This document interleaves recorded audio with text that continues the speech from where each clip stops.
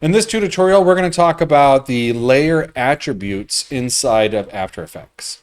So here we are in After Effects, and when we're looking at this composition, we can tell that this composition doesn't have a background because of the checkerboard, saying that it's got transparency back here. And we look at our layers and we see that it's just these layers. So what I'm going to do is I'm going to grab one of these still images, and I'm going to just drag and drop it into my composition and bring it to the bottom layer so that it's behind everybody. As you can see right now, it's a little too small, so we need to make some adjustments so that it feels like it fits inside of this image. In order to make those adjustments, those are transform adjustments. I'm going to open up the little caret window here, this little greater than sign, so that it opens up, and then we'll see another one here on this transform, and we'll open that and we'll see all of our transform properties in here. I'm going to turn everything off except for this one here so that we can see what we're working with. The first one is anchor point. That is this spot right here in the center. It looks like a little target. That can be moved around. You'll notice that it's this number right here. This shows it's in the center of those numbers, of this image. So this is a 1600 by 900 image, and I can see that that's true up here in this box up here. So whatever's the center of this, left to right, up and down, X and Y, it's going to show there. The next thing we're going to see is position, and that's going to have a 1960 by 540 average here because we're looking at the center of this image from left to right all the way across. The position is going to be your X and your Y, and those can be changed so that it can be moved. We have scale, it's set to 100%, usually comes in at 100%, but you'll see there's this little lock right here. Once we change this and I change that lock, we'll see what happens. Rotation is an interesting one. It's got two numbers. It's got this 0x plus this number here with a degree sign. And we'll look at how that works in a second, but it allows us to rotate our image. And finally, we have opacity, which is at 100% by default, and it changes how the pixels work inside of here. To change any of these values, there's a couple of ways. One, you can click and just type. So I'm going to put 200 in, and we see that now this moved over to the right. I'm going to Command Z or Control Z, depending on the machine you're on, and get back here to normal. I want to talk a little bit about the difference between anchor point and position. At the end of the day, it's going to feel like if I move this left to right, if I'm moving it by clicking and dragging the number left to right, and I do the same thing with position, it feels like it's doing the same thing. But notice if I click and drag to the right, my image goes to the left. And if I click and drag to the right here, my image goes to the right.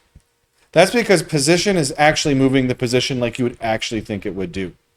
Anchor point, what is happening is, because there's this anchor point in the middle, we're moving that anchor point, and it looks like it's standing still, but because we're moving the anchor point in the image at the same time, it feels like that anchor point is now standing still.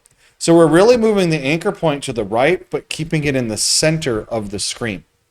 You'll notice that when I move the anchor point, the position itself doesn't actually move. So they are independent of each other. I can also move this image just by clicking it and dragging it. And you'll see down in the bottom there, the transform, that's actually moving the position around. It's not moving the anchor point. There is a way to do that, but we'll cover that in the next set of tutorials.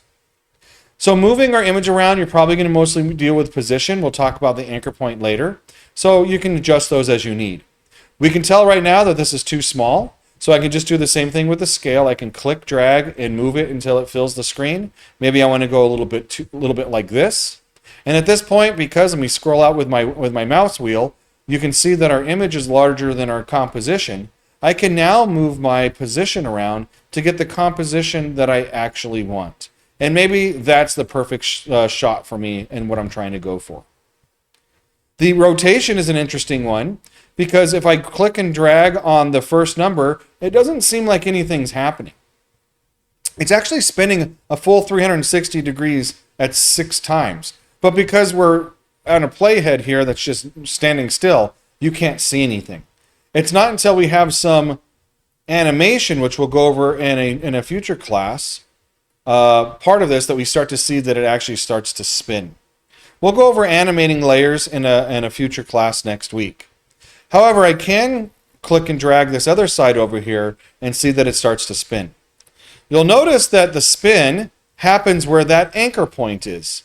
So if I were to move this, let's say to here and down here, maybe to where this person's face is, as I rotate, it now rotates on their face. So that's one of the reasons why we have that anchor point. Last one is opacity. If I bring this down, it starts to become more transparent. Now, to open these, like I showed you with the carrots, you can do it that way, but I'm going to close everything and I'm going to open up these attributes with just using the my shortcuts. Position is P. You can see that it opens up the position. I'm going to click it again and it closes. Rotation is R. Anchor point is A. And we can keep doing that. All of them are the first letter except for opacity. Opacity is actually T for transparency. If I want to open up two different attributes, I can hit the T key, for example, hold Shift and hit S, A, P, R, anything that I want that I can open those with. And if I want to close one, I can hold down Shift and hit S, close position, P, close transparency or opacity with T, rotation R, and anchor point A, and now I can get back to here. So that's a long one for all the things that you can do with the transform properties inside of After Effects, inside of your layers. It's kind of might seem a little bit tedious and boring to know all those things, but having good control of what those numbers are and how to get there are going to help save some time in future projects.